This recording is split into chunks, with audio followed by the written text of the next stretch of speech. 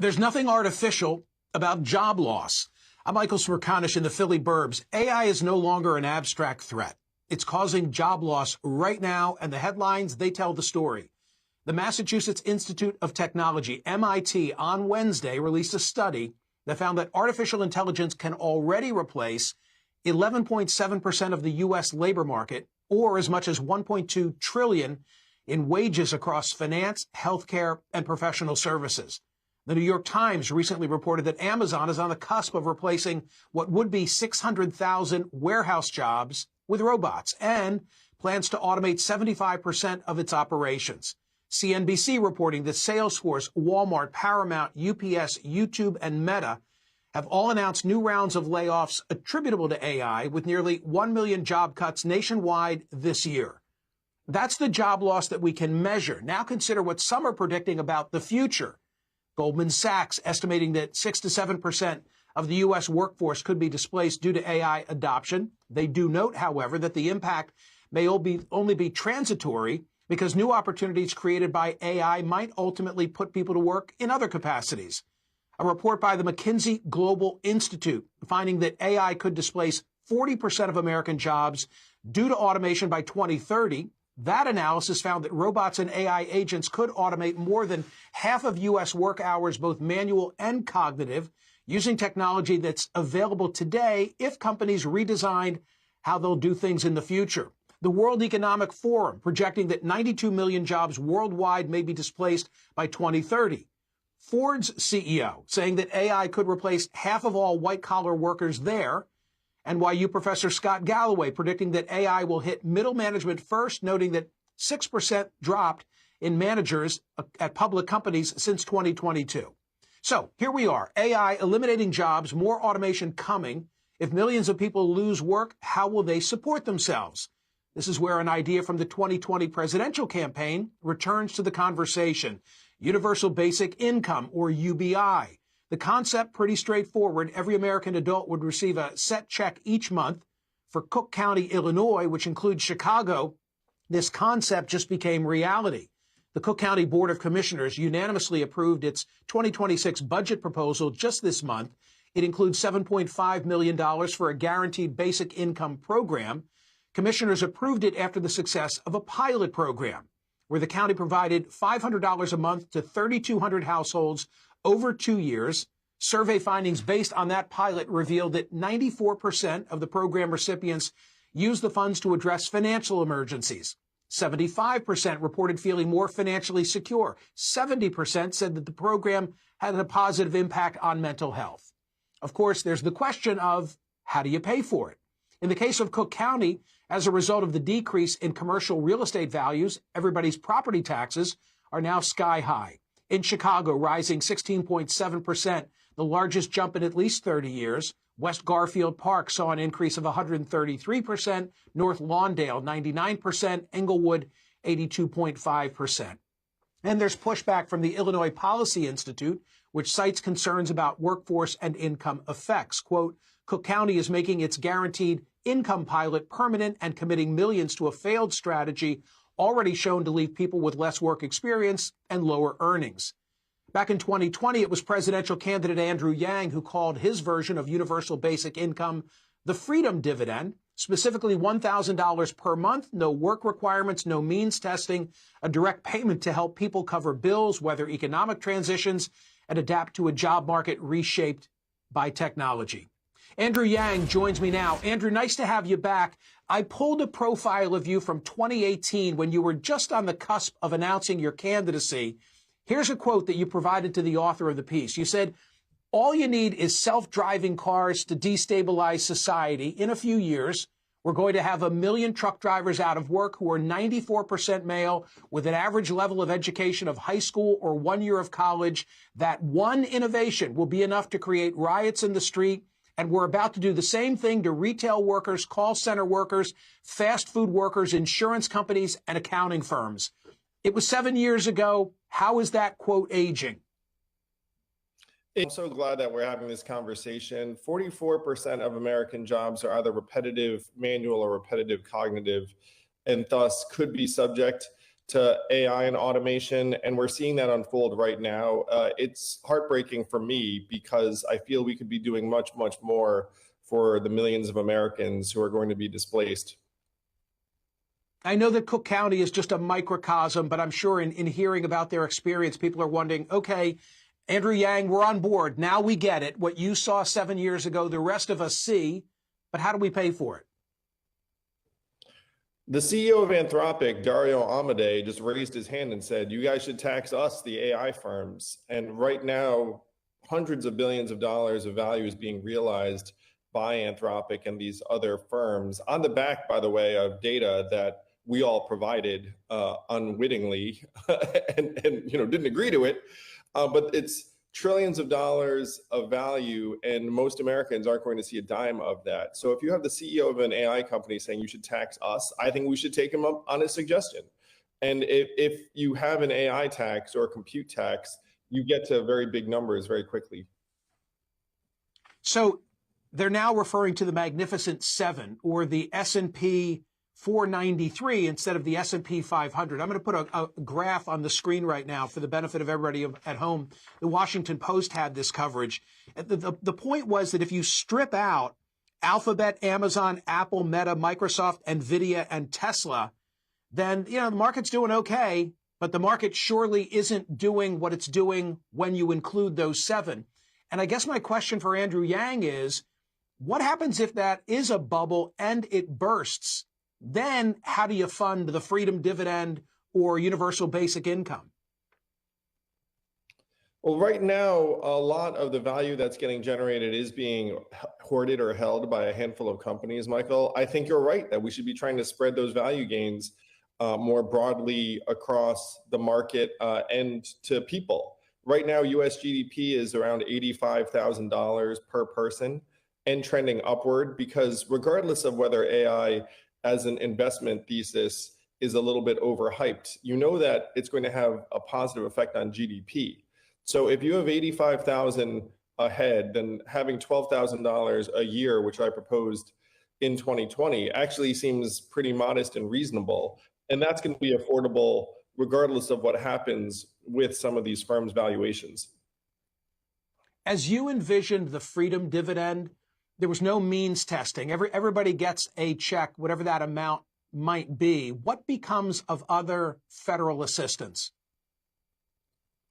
Well, I intended the freedom dividend to try and clear up and clean up some of the bureaucracy and administration that's currently being applied. I spoke to a disabled woman in Iowa during the campaign, and she said she wants to volunteer in her community, but she's afraid to because she's afraid to lose her disability payments. And I think most people looking at that situation would say, well, that's not right. Like, the intention is not to force this woman to stay home. So if you can put this into people's hands and say, look, this is going to be yours regardless, then it empowers them to go out and hopefully build things, start businesses, and participate in their community. Capitalism does not work very well if people don't have money to spend. So is this capitalism that we're talking about? It sounds rather socialist, doesn't it? That everybody's going to get a check and therefore they won't have to go to work because all these jobs are being taken by AI initially.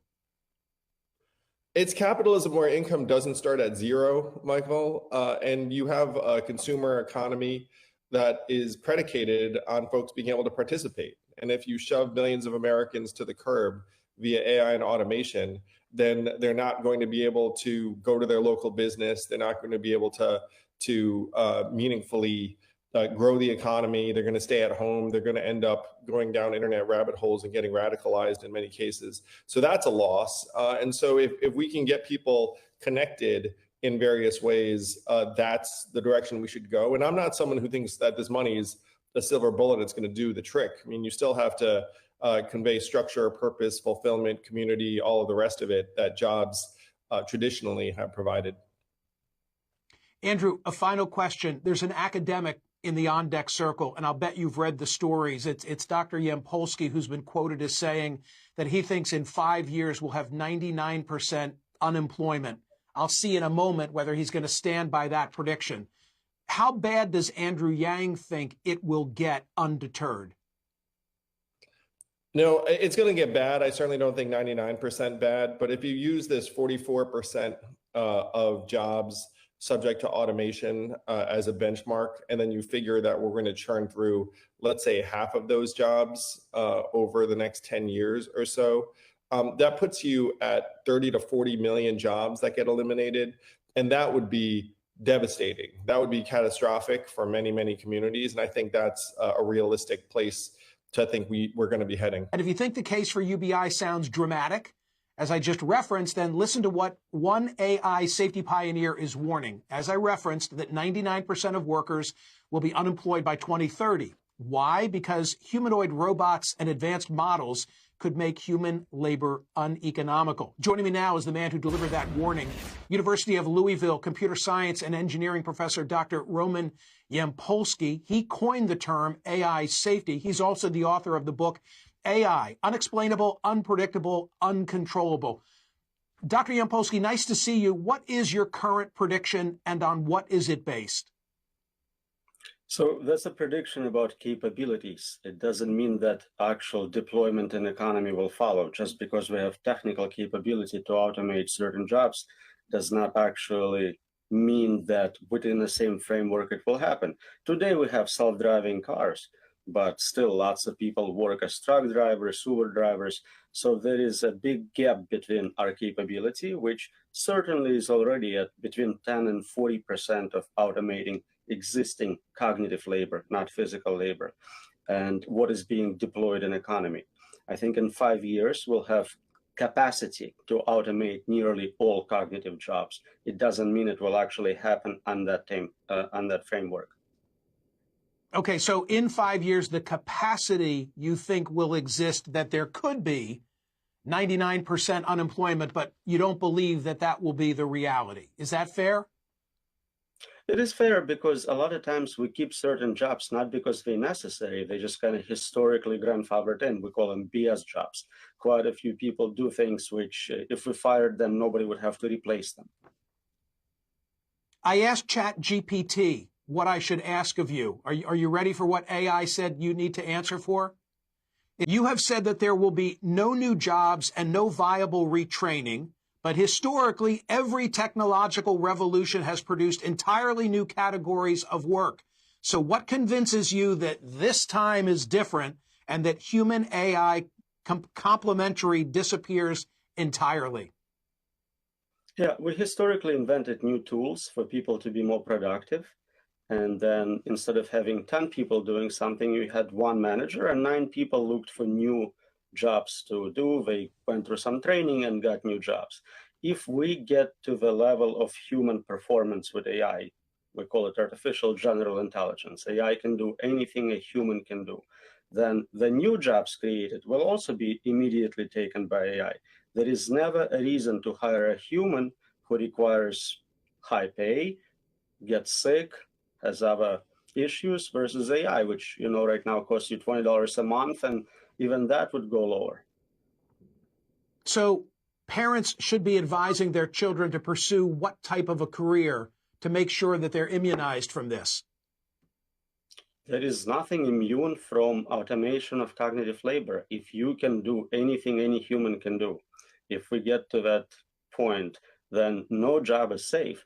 Certain jobs will remain because people like human beings doing certain things for them. Maybe you want a human nurse, not a robot nurse, but that's a preference. Just like today, some people like man-made items, not robot-produced items. But I imagine the trades are going to be the careers of the future, right? A plumber still needs to come to the house. A roofer needs to fix your shingles. Somebody needs to come and provide macadam to your driveway, fill in the blank. Right. There is multiple companies working on creating humanoid robots. They are not as advanced as AI is today, but predictions say, again, that maybe in 5 years we'll have affordable, fully capable humanoid robots capable of doing what a human laborer can. What's your answer to my poll question? Is universal basic income or guaranteed income or Andrew Yang's freedom dividend, is that the answer to protect us? We don't really have many choices. You cannot have majority of your population unemployed and rioting in the streets. So we definitely need to find a way to guarantee at least certain basic safety net for people. And taxing robots, taxing AI is a pretty good alternative. Historically, communism, socialism always fails because people need incentives to work. They don't want to work for free, whereas you can pretty much make robots do free labor. Dr. Roman Yampolsky, thank you so much for your expertise. I'll read some responses throughout the course of the program. This comes from the world of X. I think we'll end up with basic income because of AI, but unless we're careful, it'll just be another way to spell poverty. Dr. Carl Hindi, I think we need purpose. If there were a way to pay for it, I mean, I guess it's very individualistic. I don't know what I would do if there were no job for me. I got to be doing something to be protective because, you know, what do they say? Idle hands are the devil's workshop. That's what I think.